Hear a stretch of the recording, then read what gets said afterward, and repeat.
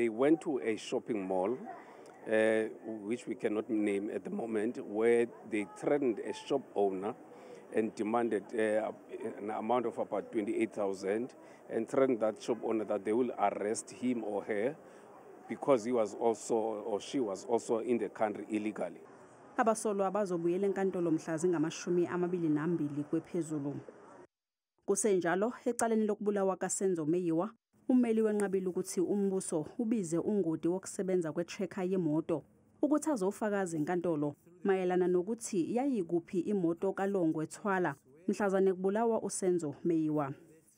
UThwala ungomunye babantu ababebe kanye noMeyiwa ngaphambi kokuthi abulawe. Ummeli wabasolwa uthi umbuso awukwazi ukuqhuba ubufakazi ngoLongwe Thwala ekubeni engakaze ebizelwe enkantolo ukuzofakaza.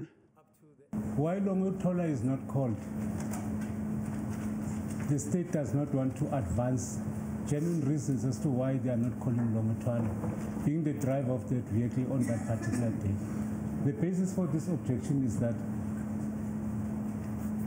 in relation to the movement of this vehicle, it amounts to hearsay, and that the evidence that will be elicited by this lady, especially that deals with the registration numbers of the vehicle, we are not sure whether that vehicle was the one that Longwe was driving on that particular day.